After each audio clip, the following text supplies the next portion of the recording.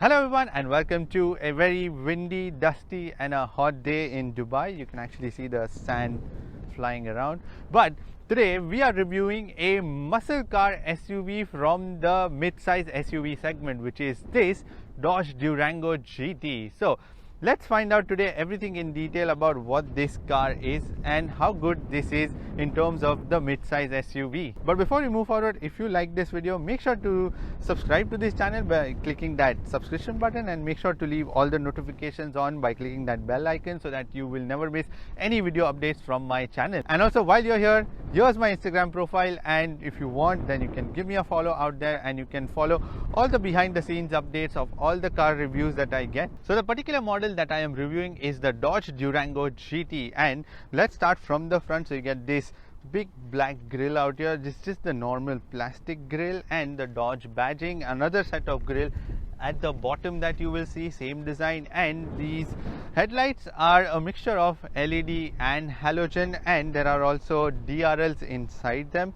At the bottom you would find another set of plastic trim around these fog lights. Again, the fog lights are LED, and these are vents out here, and these are like actual working vents and not the fake ones. And you also get the performance bonnet out here, and then these scoops out here. There are two scoops on both the sides, and then this middle one out here. Again, all three of them are functional. Yeah, that's the best bit. Like, it's not the fake plastic or anything. So yeah, air actually goes in, and then it just comes out from here. And then there are these the performance bonnet has this design on it, again to assist the airflow. Now the Dodge Durango is a fairly long car, even when you consider it for the mid-size SUV segment. And on this one you get 19-inch alloy rims, but I wish instead of the silver rims, they were like the black ones. They would have really added to the side profile of this car. And you also get this turn signal out here, and these side mirrors are non-power foldable, but they are power adjustable, and they also have the blind spot warning inside them, and also the turn signal, and a fairly simple side body design that you will see. And then these doors are keyless entry door handles, and you also have the Dodge inscription on the door sills, and there are roof rails out here, again the blacked out normal plastic roof rails, and there is a bit of an arch out here, and then some soft lines that continue through the back. Now in the back, again you will find a mixture of LED and halogen tail light cluster, and this famous light bar out here with the Dodge badging in the center. It really looks cool at night. This Dodge light, it completely illuminates the back end. And there is also the Durango badging at the bottom, and again the GT badging, and there are these plastic scuff plates so that you don't damage your bumper. And then you will find a big bump out here that is like a cover for your towing hook. So the hook is actually given at the on the back side of it, and at the bottom you would find two chrome exhaust tips. And the back in general, if you see, it actually looks quite long that way, especially from this end till the bottom. Yeah, it really feels like the car is very huge. Now when it comes to the visibility, it's actually all right, and I am actually impressed by the visibility on this Durango. But the thing is, when the third row headrests are up, they may actually hinder in your visibility, and they may actually block it. But Dodge has thought about it. So there is a button inside on your infotainment screen. When you press that, so you can fold the third row of headrest,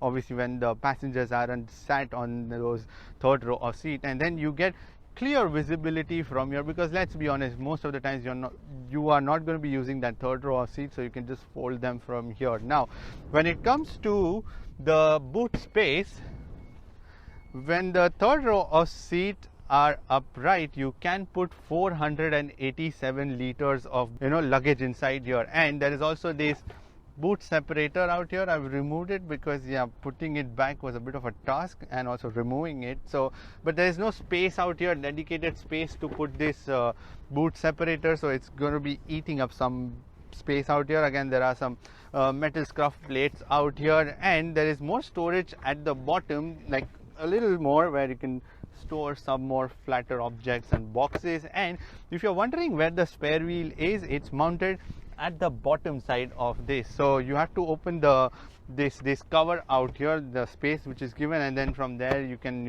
unlock the the spare wheel. Now these third row of seat are again foldable, so there are handles given out here. You can fold them down easily. That's one good thing about this Durango. You can do everything from here. And then when you fold these third row of seat, you can put 1226 liters of luggage inside it, and it's still a pretty flat space that way. And then again, this boot separator will come in your way, so it's gonna be there all the time. And the third row, the second row of seat can also be folded down with a simple flick of a lever out here, and then they would just collapse. So let me do that and show you. And when you do that, when you fold down the second row of seat, you can put 2410 somewhat liters of luggage out here. And bear in mind, the space out here is super flat, so you can put quite a bit of storage. And in fact, this is a huge luggage space that you get once you fold down all these seats. And then there are also these tying points out here in the back, and then there is also a 12-volt power socket out here. And in order to close this tailgate, there is a button given out here. So on the sides, you press that button, and then it slowly folds its way. It would be for a while so that you move away from that boot, and then it closes. Well, on the inside, you are greeted with a lot of space and a lot of soft touch plastic materials everywhere. So let me start with the dashboard. So you get soft touch out here, even out here on the side, and on the door cards again soft touch. And then where your hands are going to be resting, there is leather covered hand rest out here. Even on the sides out here, again soft touch. And there are these patterns given on the dashboard and even on the door, like the plastic inserts, and frankly they are a little bit trippy when you look at it for a longer time. And there is normal plastic given out here in the center console, and then even on the armrest it is leather covered soft. So yeah, for during the longer journeys it's easier to rest your hand and be comfortable. And when it comes to the driver's display, you get a big screen in the center with the two dials on both the sides, and on that screen you can see multiple informations like your speedometer, and then you can change that speedometer into digital or the analog one. But the analog one, the screen actually in general is a little bit grainy, so you know the graphics on it tend to be a little grainy. And then the analog digital analog dial that they have given, that looks a little confusing when you see it, so best to leave it in the digital one. And then you can see more information like your tire pressure, your oil pressure, and the oil life and everything. And you can see other information like your fuel economy, and then you can also see your trip information, your trip A, trip B, and then you can also change the start stop feature, then the media controls, and then if you have any messages that you can see on your screen, and then you can go to the screen setup and then back to the digital screen. So yeah, you can also change the details around the screen, like there are on top of your right and the left hand side of those screens, you can change the settings for your trip information and the range that you can change to show you different amount of information. When it comes to the steering wheel, this is a huge perforated leather covered soft steering wheel, and it's got a flat bottom out here and the Dodge badging in the middle with the plastic thing in the center. And there are also these small paddle shifters out here, but then yeah, it's best to leave this car in the automatic and drive it because these paddle shifters are a little small. And then on your right side you would find controls for your cruise control, which is the standard cruise control system, and on the left side you will find the controls for your communication and the infotainment system. And there are more buttons in the back, so you can change your volume and also the track on both the sides. So there are lots of buttons given out here, so you really have to memorize what these buttons are going to be doing. And also the steering wheel is tilt and telescopic, so you can adjust both manually and then lock it in the best position that you want in. And when it comes to the air conditioning controls, the air conditioning controls are actually given both ways. So there's one in the infotainment system also, and also given physical buttons for all of it. So like a huge panel given out here with which you can control the fan speed, the air conditioning temperature, and on both the sides. So you get Tri-Zone air conditioning system on this Dodge Durango. So the passenger and the driver controls are given in the front, and the rear second row of and the third row of controls are mounted on the roof near the second row of seat on the top side, so you can change the temperature from there. And then there are also buttons for your heated seats. So this car comes with heated seats, and also in the center you would find the button for your heated steering wheel. So I think that needs to be changed to the cooled version, because we definitely need the cooler seats and the steering option in the UAE. And the air conditioning controls can also be controlled from this infotainment screen, so you can go to that and then you can change all the settings from here, like where the airflow is and also the fan speed at the bottom, and then temperature changes on both the sides. So you can find best which one suits you. If you like infotainment screen, from that you can use it, or if you are someone like me who likes the physical buttons, then that's also given out here. When it comes to this infotainment screen, this is an 8.4 inch infotainment screen that is loaded with the Uconnect 4 system from the Dodge Durango, although in the 2021 model now they started giving the Uconnect 5, so I'm hoping that would also come into this one eventually. And you get big widgets in the front, which is your navigation and your media controls, and you can change all of that by long pressing it, and then you can change the widgets out here. But this is your home screen basically, and then you can add more widgets on your home screen. Then there is the media option, in which you can connect to your FM, AM and everything. So when it comes to the connectivity, you can connect to this infotainment system using the Bluetooth, the auxiliary, the USB, and also there is wireless Android Auto and Apple CarPlay, and also of course with the wired version. But wireless thing is something which is really convenient when you are driving, and it connects immediately, just doesn't take up any time, so it's pretty good that way. And then you have the air conditioning controls, and then you have the navigation system on this, which is powered by the TomTom navigation system. And the system is pretty alright, I would say. It's quick enough, and also you can easily work your way around. But then anyways, you're going to be using the Google Maps when you connect the Android Auto or the Apple CarPlay. And then there is the phone option, and then the detailed settings for your vehicle, in which you can change all the settings for your display, your profile, safety assistance, clock, time, navigation, trailer, phone, voice, everything that you want. And then the last option is your app, in which you can have all your apps on one single screen, and then you can directly get to those apps, and then just get the access to them on the move, while you are on the move. And there is also a sliding option in which you can switch on your camera, and then the profiles and the notifications if there are any, and then more shortcut buttons on the top to change your safety settings. And then you can switch on the camera system if you want the single camera, which is given on this one, so you can get the back view immediately. So the infotainment system that way is pretty alright and pretty intuitive, and it's very simplified to use the system. Like when you step in, you might find like there's a lot of things, but it's actually quite easy to work your way around. It's just that it's a little bit slow in terms of its response. That's the only thing. But I'm guessing the Uconnect 5, which Dodge says that it is 5 times faster than this Uconnect 4 system. So hopefully that will come in this one, and then it's going to be one of the best systems on the mid-size sedans. Now when it comes to the charging, you can find 4 USB ports out here, 2 standard USB ports and 2 USB Type-C ports out here underneath the air conditioning controls, and 2 more USB ports given for the second row of passenger, and there are nothing for the third row of passenger. And then there is also one 12-volt power socket given out here, and another 12-volt power socket given in the center armrest. When it comes to the storage, again you can put a decent amount of storage, like 1 to 1.5 liter worth of bottle in the door cards, and then some more storage on the side. And out here in the center console, there is a huge storage to store your phones,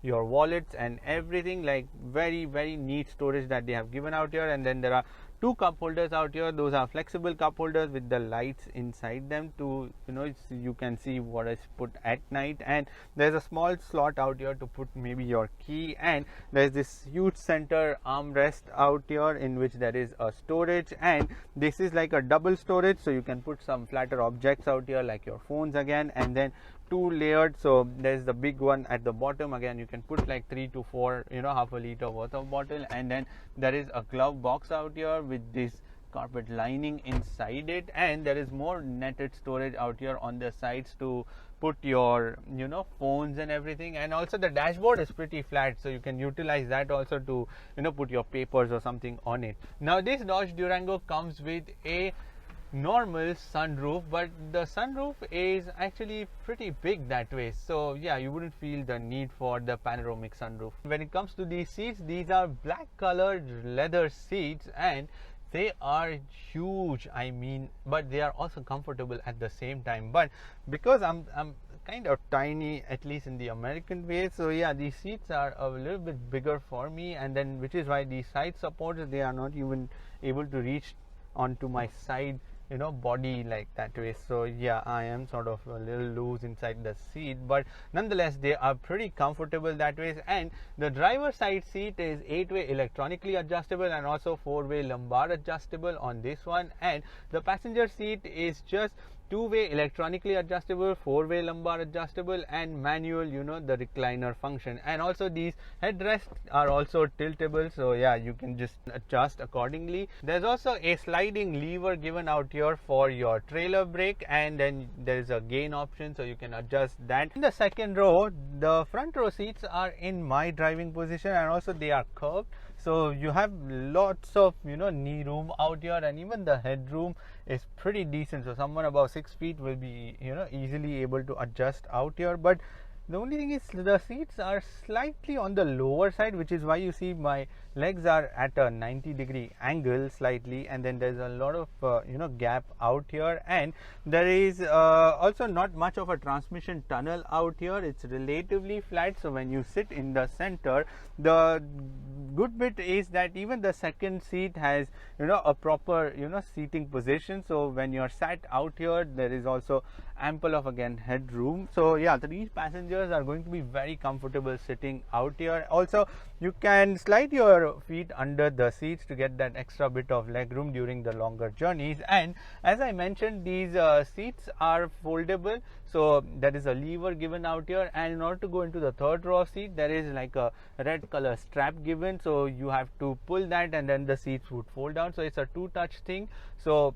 it's still but a very easy to operate these seats in order to go into the third row of seat. And there's also a hand rest which is given out here, and they have two adjustable cup holders, like flexible ones. And the thing is, like, these cup holders are like in the horizontal way, so when you have two cups in these cup holders, it's going to be a little inconvenient to rest your hands. And the second row of seat is not slidable though, so yeah, I wish that was there. And the vents are given out here for the second row of seat, and then you can control the fan speed from here. And also the main controls for the air conditioning, which I said are mounted on the roof, are given out here. Both the seats on the edge are heated seats, and the buttons are given out here, a little on the lower side, but yeah, they are heated seats. Again, they have to be changed to the cooled ones. In terms of the storage, you can put like 1 liter worth of bottle in the door cards and small bit of storage on the sides. Also, there are netted storage on both the seats, but that is pretty much it in terms of the storage. There are two big grab handles given on both the sides for the second row of seat, and these windows actually don't wind down completely, even though these doors are huge, but yeah, they sort of stop somewhere out here instead of completely rolling down. In the third row of seat, the first thing that I want to mention is getting in and out of these seats is actually very easy, because the doors out here in the rear open almost 90 degrees, and when these seats are folded, there is a nice bit of opening, so you can get easily in and out of this one. But when you sit out here in the third row, you would expect the seats to be a little on the lower side to give you extra bit of headroom, but instead you're sitting quite high up, and I actually can feel it, because right now, even if you see on your screen, there is like just about enough of headroom, and I am sitting still quite low that way, and even my legs are quite bent, but that's still alright, because these seats are that way is very comfortable, and two people can easily sit out here on these seats. And there are two cup holders on both the sides, and they are not just like the adjustable ones, but just the plain ones. And let me just fold these seats and show you the actual leg space which I get, because that is also pretty decent. So I get about 3 fingers worth of knee room out here, and about the same amount of head space out here. It's just that the head space that you have to compromise a little bit, but that way you sit nice and high out here and pretty comfortable. There are 4 air conditioning vents mounted on the roof for the second row of passenger and the third row of passenger, and this Dodge Durango comes with 6-speaker music system, and have a listen to that.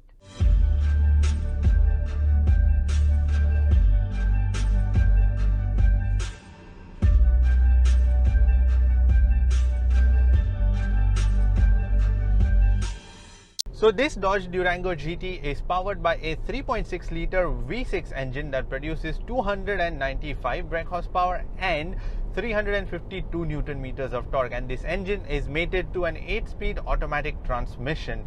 And let me come up first with the engine and the gearbox, because this engine feels a little underpowered sometimes. I mean, slightly. You can actually feel all the weight and the engine dragging it, but the engine on the delivery side is very smooth that way, and also the gearbox, it's got pretty crisp, smooth gear shifts. And also this Durango, because it's a GT version, so it comes with a sport mode. So when I switch it on, and the rear wheel drive, it's an only rear wheel drive, so the all wheel drive is an optional extra. So when I put it in the sport mode, things become a little responsive, and that engine starts to sound a little more sweeter, and you're going fast too after that. But yet it still does not fill those gaps where the engine tends to be dragging so much of weight.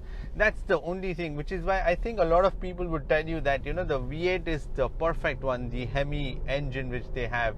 So I think that V8 is going to be perfect for this car. But since this is aimed to be like a more everyday family kind of SUV, so this will return you an average of anywhere between 8 to 8.5 kilometers per liter inside the city, and you may get around 9 when you go on a highway, maybe even 9.5. I don't know. You can achieve that much at a constant speed, and that is pretty alright from this engine, which is actually doing a lot of jobs. The best bit about this Dodge Durango is that it's got a great bit of pulling capability. So it can tow a weight of around 2.8 tons, and that is quite a lot. It's actually the best when it comes to the mid-size SUV segment of towing things, because the closest I think that any car would come to is around 1.8 or something, or maybe 2 tons. But 2.8, that's like a full-size SUV kind of towing capacity. The steering is a little on the softer side, and there's a lot of roll going on, and it's actually got a lot of turns, the steering angle. So while if you want to make a full turn, you have to turn a lot of the steering wheel to be able to perform that full steering action. And also the steering wheel feels a little lazy when it tends to turn into the corners. And I get the fact these cars are big, so you cannot expect sharp responses or anything, but it's just that it's still a little bit work needs to be done on the steering end, because it competes with the Ford Explorer and also the Mazda CX-9. And the Mazda CX-9, when it comes to handling, it's one of the best ones. So yeah, when compared to that one, yeah, this is a little way off from that. And when it comes to the suspension, again, they are on the softer side, and the ride is very comfortable as a result of that. Let me put this in the comfort mode, so things quieten down, because in the sport mode the throttle response and everything is too sharp, and the engine revving is on the higher side. So when you put it in the comfort mode, yeah, things are quiet. So the suspension, yes, they are on the softer side, and because the result of that, because this car is again heavy, there's a lot of roll that you will find in the corners. Yeah, so yeah, it's gonna be a lot of roly-poly that you will see. And let me demonstrate you with a slalom. So when I do that, yeah, it's just not quick enough to shift the balance from one end to the other, and all my stuff is also flying around. And yeah, I mean, a little more hardness will be good, I think. And the ride in general is pretty comfortable. As I mentioned, this soft suspension has that advantage to it. Now when it comes to the noise levels, again, that is brilliantly controlled inside this cabin, because you really cannot hear anything outside. Even when you're cruising at higher speeds, you wouldn't notice any loud noise or wind whooshing or even the tire noise or anything from that. And even the vibration levels and the build quality is rock solid, so there is nothing rattling inside your cabin. This Durango is rear wheel powered, so the rear wheels are actually doing quite fine, and which is why you wouldn't be able to do the off-roading bit. Yeah, I've just tried light bit, but then yeah, I was afraid because you need all-wheel drive for that. So the all-wheel drive is an optional extra, and for everyday use this pretty enough, and it's also going to give you that muscle car feeling because of that rear wheel drive. Now coming to the brakes, you get 4 disc brakes on this Dodge Durango GT, and to show you the braking performance, let me accelerate and go to 0 to 100, and then oh wow, yeah, the braking action is pretty solid. But the thing is, the pedal has a bit of softness to it, so yeah, when you're trying to brake you may feel like, you know, and it's eventually got the braking action also a little delay in that, so yeah, you will have a little extra distance to keep in mind before you do that full emergency braking. When it comes to the safety system, this Dodge Durango comes with 7 airbags, 2 for the front driver and the passenger, 2 side airbags, 2 curtain airbags, and 1 driver's knee airbag. So 7 airbags, and then there are also child ISOFIX points, but then those child ISOFIX points are unmarked, so there's nothing written on them. So yeah, that can be a bit of a fine, you know, in the second row of seat. And there is also a single reversing camera system, but I still find the output from that to be a little grainy and, you know, choppy sometimes, because it lags a little. You know, you can actually see it on your screen that, you know, the frames aren't that smooth. The other safety systems include the electronic stability control. There is also a rear collision warning when you're reversing. There is also tire pressure monitoring system, and that is pretty much about it. There's also hill start assist, yeah, and now that is finally it. When it comes to the pricing, this Dodge Durango GT is priced at 154,900 dirhams, and for that, I mean, the offering is pretty good, and you know, there are lots of improvements in terms of the exterior, the interiors, that's also like still sorted out, and the comfort levels are decent for a family mid-size 7-seater SUV. So the only things are, like, you know, if the engine was a little more efficient, I feel, and also a little more powerful, because that would have made things a lot more, you know, fun inside while you are driving. Anyways, that is pretty much it for this video. Give this video a thumbs up, and if you want to subscribe to my channel, then click here, and if you want to watch more videos, then click here. I shall see you in the next video. Bye bye and take care.